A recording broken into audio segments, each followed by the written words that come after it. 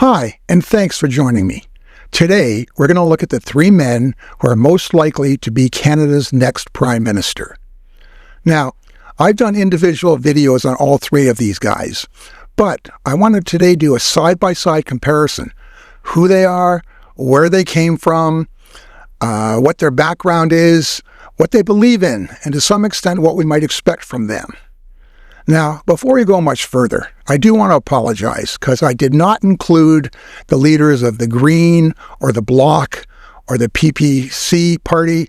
And for that matter, I didn't include Freeland, Dahlia, Bayliss, Gould, other contenders for the Liberal leadership. The truth of it is, this is an awful lot of work getting this done, and I just haven't got the time or the resources as one person to do all the research required. So I do the best I can. And at this point in time, these three people, Mark Carney, Pierre Poilievre, and Jagmeet Singh, appear to be the three most likely contenders to be the next Prime Minister. So let's have a look at them. We'll start off with some basic biographical information. Mark Carney is 59 years of age. He was born in 1965 in Fort Smith, Northwest Territories, currently lives in Ottawa, Ontario. He was married in 1994 and has 4 children. Pierre Poilievre, the youngest of the group, is 45 years old, born in 1979 in Calgary, Alberta. His current residence is in Greeley, Ontario. That's a small town just outside of Ottawa, where he's serving in the Parliament. He's been married since 2017 and has 2 children. Jagmeet Singh is but 5 months older than Poilievre, also born in 1979 in Scarborough, Ontario.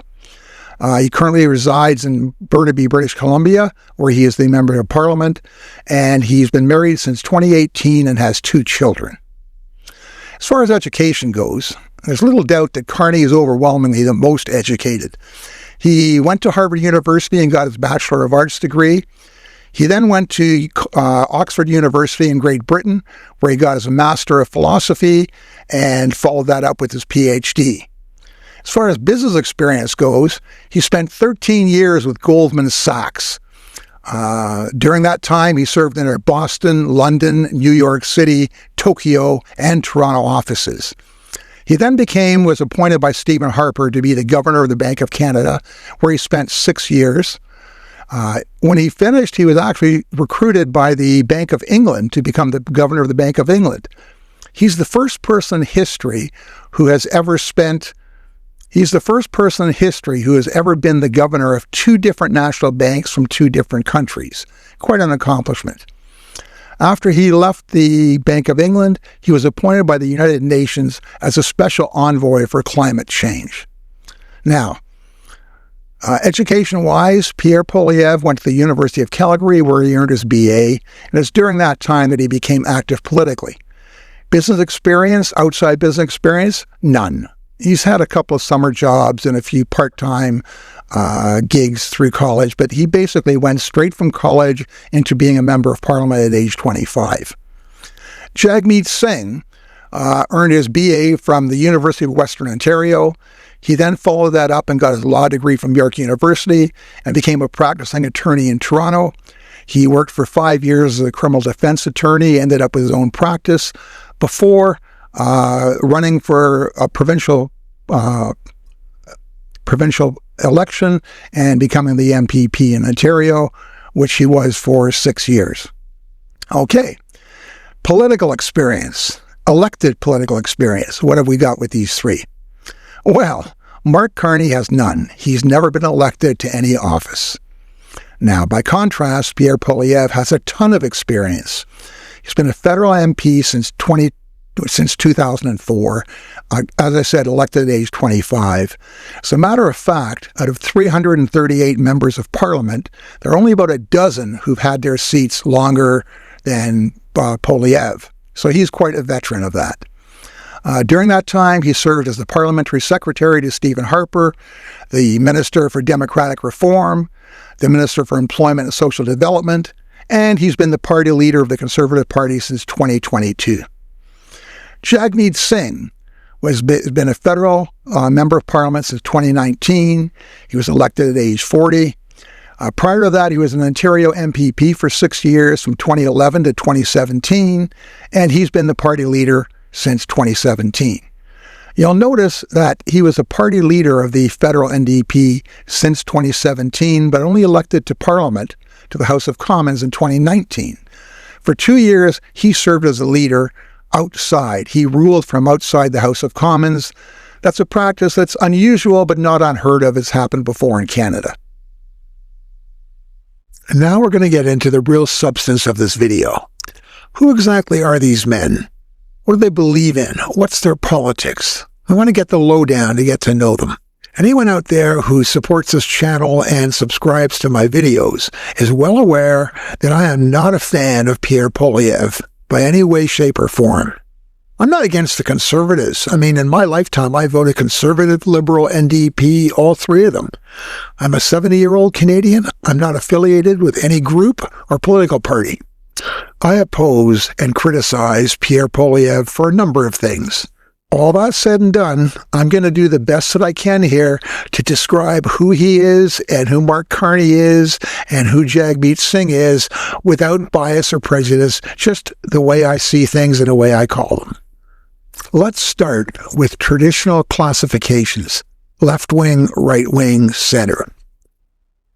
Pierre Poilievre is considered right-wing, perhaps extreme right-wing.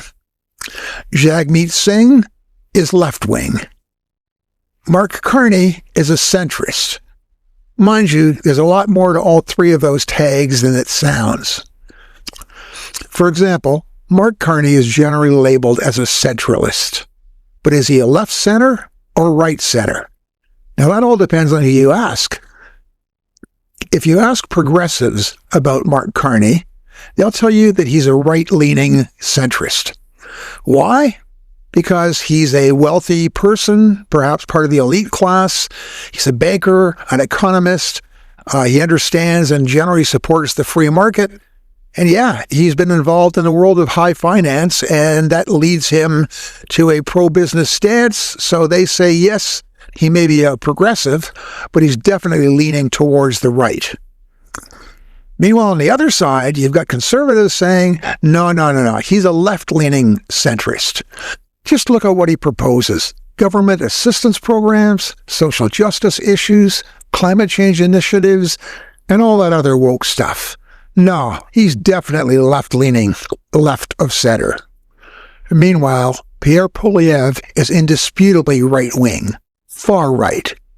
From his continual use of the buzzword freedom, claiming that Canadians need more freedom, to his self-proclaimed libertarian attitudes and full-out anarcho-capitalist beliefs. In many ways, politically speaking, Poilievre is much further out to the right than even Donald Trump in the U.S. Jagmeet Singh, like all NDPers, is a socialist, or social democrat as some may like to call it, but left-wing all the way. Back to Mark Carney. I would describe him as a pragmatic outsider, sufficiently woke for the left to support him, and also for the right to absolutely hate him. Establishment, perhaps. Some even call him a globalist, but he's definitely highly respected almost everywhere in the world for his understanding and mastery of high finance and economics, while showing a strong commitment to social and climate-based issues. Now, when I referred to Poilievre as an anarcho-capitalist, it wasn't meant as an insult, but rather just a description, one that was actually coined by some of the right-wing American economists that Poilievre embraces. Anarcho-capitalism, as in anarchy or no government, is a political philosophy and economic theory that believes most government programs and institutions are unnecessary or maybe even harmful and should be abolished or replaced with private ones. Anarcho-capitalists hold that people and businesses can self-regulate themselves and are civilized through the voluntary exchange of goods and services. This would result in a world based on unrestricted and unregulated free markets. In such a society, private property rights and protecting the safety of the citizens would be enforced by private agencies, not government. In the absence of government, private defense agencies and/or insurance companies would operate competitively and fulfill the roles of the courts and the police forces. Yeah, those are the publicly stated beliefs and political economic philosophies of Pierre Poilievre, ones that he's been talking about and preaching since his high school days.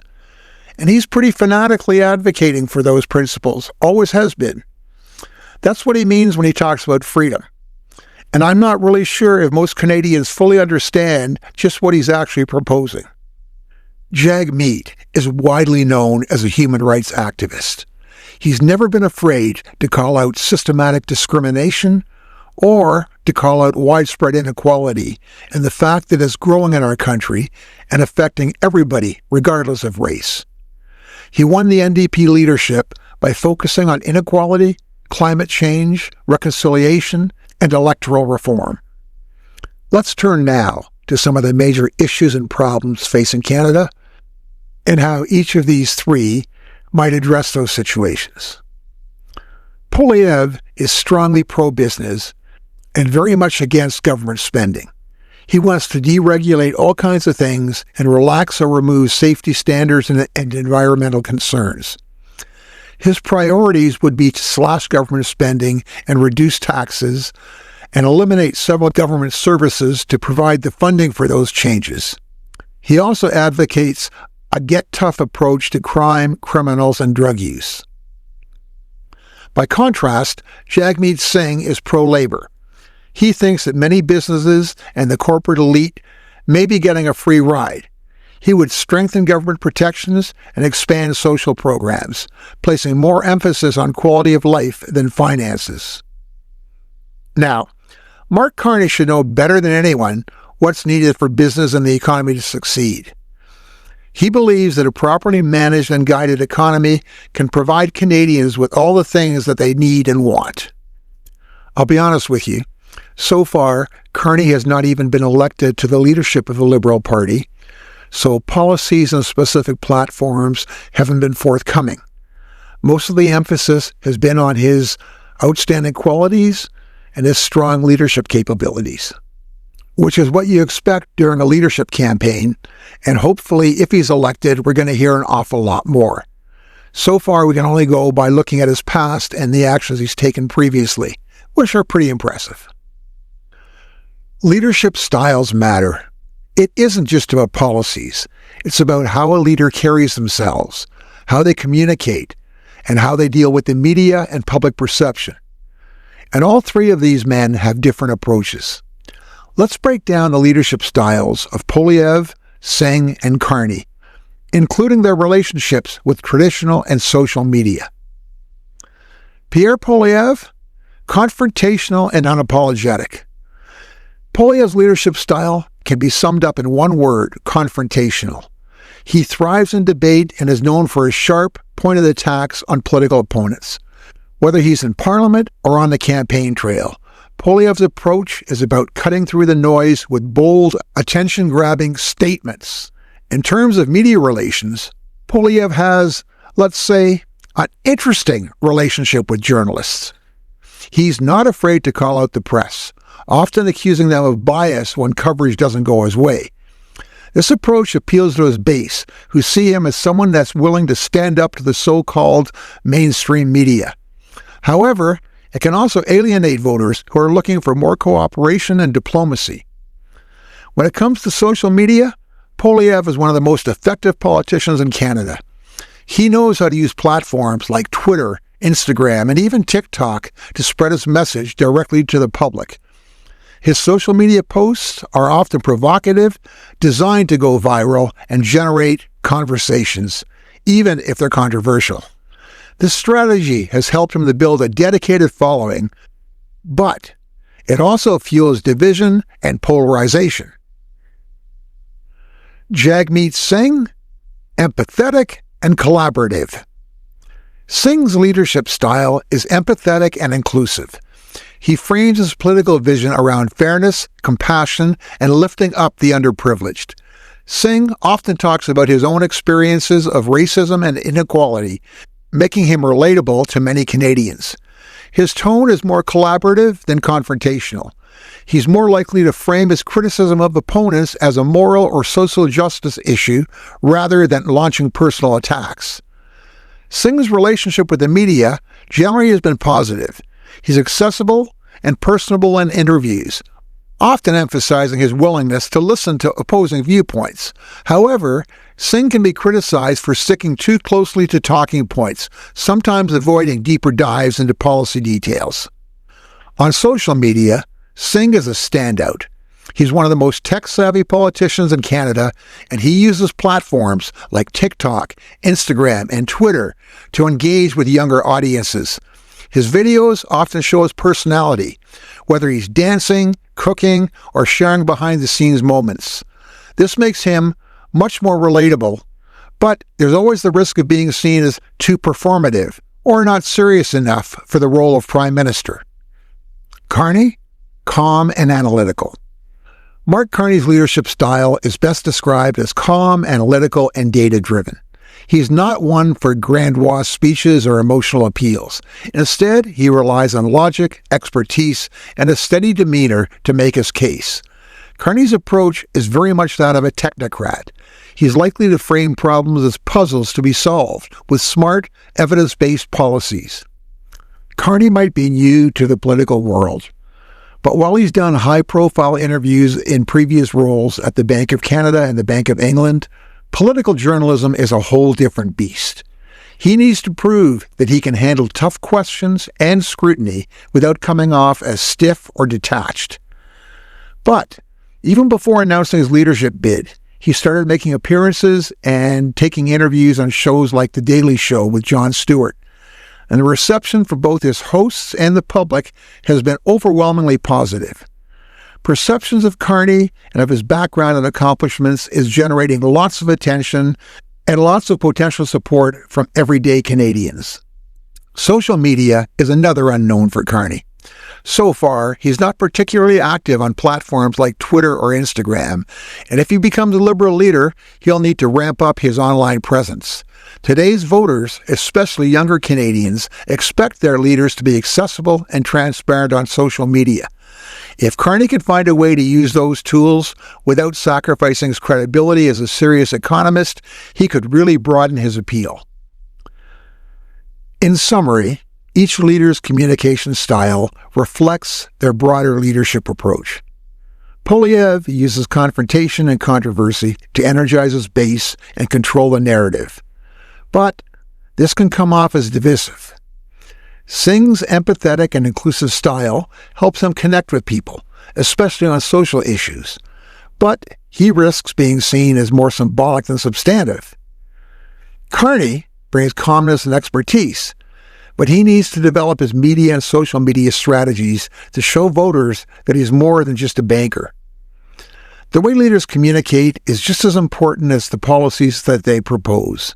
After all, Canadians don't just vote for ideas. They vote for people that they believe can represent them on the world stage, handle crises, and connect with their everyday struggles. On a personal note, I do have my own axe to grind. Really, with all three candidates and their staff. I've reached out to all three through whatever means are available: email, messaging, social media. While I know that they're extremely busy, I find it unprofessional and maybe a little sad that not only did I not receive any responses, I didn't even get acknowledgement of my attempts. Now, I know that I'm only one small YouTube channel, but if we learned anything from Trump's surprise victory last year, it was the importance, the power, and the effectiveness of independent podcasts and content creators. Come on, what does it take to send just a simple note like, "Thanks, we're busy, we'll let you know"? Any kind of a just short, polite brush off. But no, nothing. I expect that kind of response from businesses when I write to them, and expect no less from politicians, especially those that are seeking the highest post in the land. Come on, guys, get with it. Get your staff on the ball. Now that we know more about who they are, let's summarize their individual strengths and weaknesses. Poilievre's strength is his ability to connect with frustrated voters. He knows how to tap into anger and channel that into simple, catchy slogans. axe the tax comes to mind, obviously. But that's also part of his weakness. Critics argue that he oversimplifies issues and rarely provides detailed solutions. Jagmeet Singh's strength is his focus on social justice. He's always pushing for policies that help working class and marginalized Canadians. But Singh struggles to expand the NDP base. They tend to be seen as a third party, a choice for those who are dissatisfied with the status quo, but not really quite ready to hand over the reins. Mark Carney's strength is obvious, his deep knowledge of the economy. If there's one thing Canadians are worried about, it's inflation and prices, and Carney has the credibility to reassure people. However, he's still untested as a political leader. Can he handle the rough and tumble world of politics? Then we come to what could best be described as the Trump effect. Politics is often shaped by timing and global events, and the 2025 federal elections is no exception. Trump's recent return to the White House is having an outsized impact on the Canadian political landscape, especially for Pierre Poilievre, but also for Jagmeet Singh and Mark Carney. Let's look at how Trump's presidency affects each of those leaders and how Canadians are responding. Poilievre's brand has always been about being a challenger to the status quo, offering bold alternatives and populist rhetoric to appeal to frustrated Canadians. But Trump's return to power complicates that image. Trump's authoritarian tendencies, culture wars, and economic attacks in Canada have left Poilievre facing uncomfortable comparisons. Even though Poilievre has made efforts to distance himself from Trump, expressing disagreement with some of his policies, there's a lingering association that his opponents are eager to exploit. The Liberal and NDP messaging is clear. Doesn't Poilievre remind you of Trump? Whether that's fair or not, the comparison may lead many voters to hesitate, especially given the current wave of nationalism sweeping Canada in response to Trump's economic threats. Poilievre now faces a dual challenge, convincing voters he's not a Canadian version of Trump while still appealing to his base with anti-establishment rhetoric. It's a delicate balancing act, and missteps could cost him critical swing votes. Mark Carney stands to benefit the most from Trump's presidency, at least initially. With Justin Trudeau stepping aside, Carney represents a fresh start for the Liberals, a new leader without the baggage Trudeau accumulated. Trump's attack on Canada's economy and sovereignty have given the Liberals a unique advantage, positioning them as defenders of national pride and stability in the face of a foreign threat. Carney's measured analytical leadership style plays well into that context. His experience as the former governor of the Bank of Canada and the Bank of England gives him the credibility to negotiate with Trump on trade and economic issues. Polls already indicate that Canadians prefer Mark Carney as the person to negotiate with Donald Trump, and by a significant margin. If the Liberals can frame Carney as the steady hand on the tiller during turbulent times, they may be able to position him as the best choice for stability, security, and economic resilience. The challenge will be maintaining that momentum beyond the initial bump that new leaders so often experience in the polls. Singh's leadership style of empathy and inclusivity also position him as an alternative in this new political environment. While the NDP may not be seen as the obvious choice for economic strength or foreign policy experience, Singh's emphasis on fairness, social justice, and standing up to bullies resonates with many voters frustrated by Trump's divisiveness. Singh's challenge is to differentiate himself from both Poilievre and Carney. He can frame the NDP as a party that puts people first, not corporations, banks, or the wealthy elite. However, Singh will need to prove that the NDP can be more than just a moral voice, that they can offer practical, actionable solutions at a time of global uncertainty. One of the most significant effects of Trump's presidency on Canadian politics is the Liberal Party's newfound advantage. With Trump threatening Canada's economy, the Liberals may enjoy a sort of wartime incumbency effect, where voters are hesitant to change horses in midstream of a crisis. This is the same effect that George Bush capitalized on after 9/11, when national security fears helped him secure re-election when it looked like he was going down. The Liberals now have a unique opportunity. They can shed the baggage of an unpopular Trudeau administration while presenting themselves as the party of stability and experience under new leadership.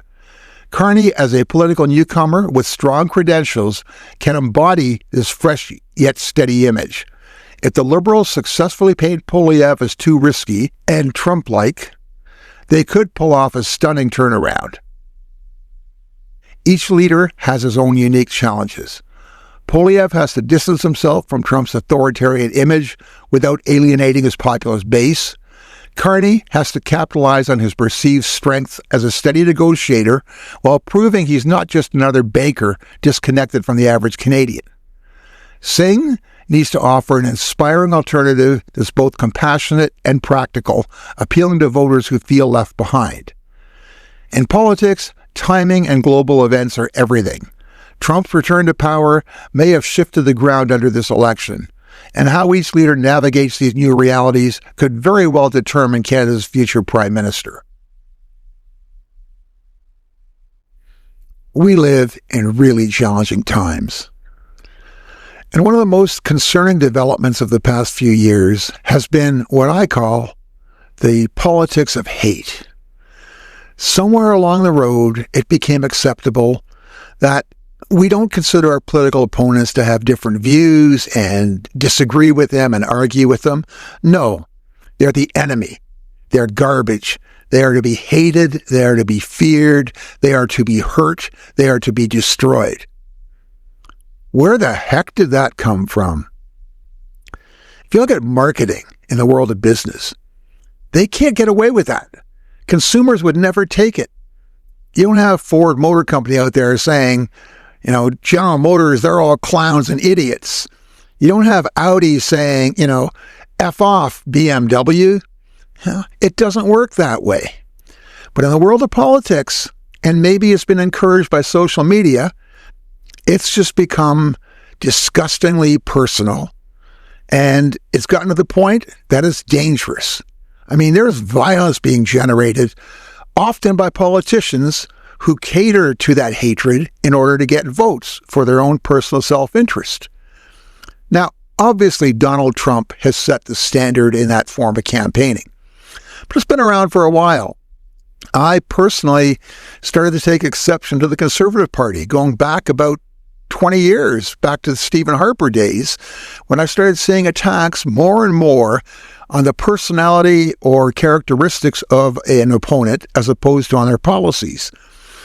And Pierre Poilievre has picked up that ball and he's running with it. Look, I would never vote for Donald Trump. Why? Because he believes that the way to deal with opposition is through confrontation, humiliation, and name-calling. I don't accept that in any way, shape, or form. And to me, that disqualifies him from any consideration or respect or a role of leadership. Ditto for Pierre Poilievre. People ask me, Nick, why are you so strongly opposed to Poilievre? Plain and simple. It's a matter of integrity and catering to the worst instincts of human beings, which is what I see him doing, continue to do, and enjoy doing. And Canadians, and for that matter, people in any country, deserve much better than that. And we've got to send a message, a strong message of rejection of those tactics and the whole politics of hate thing. Let's put that to rest now.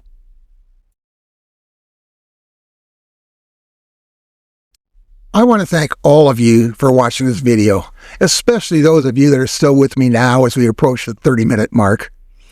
As much as possible, at least until that last rant, I've tried to keep this video fair and balanced and largely free of bias. But I really needed to include that last politics of hate section because it's something that I feel very strongly about. Politics doesn't have to be a blood sport, and I'm really sorry if Mr. Poilievre and many of his followers do. I had to call him out on that. Okay, so there you have it. 3 leaders, 3 different visions for Canada.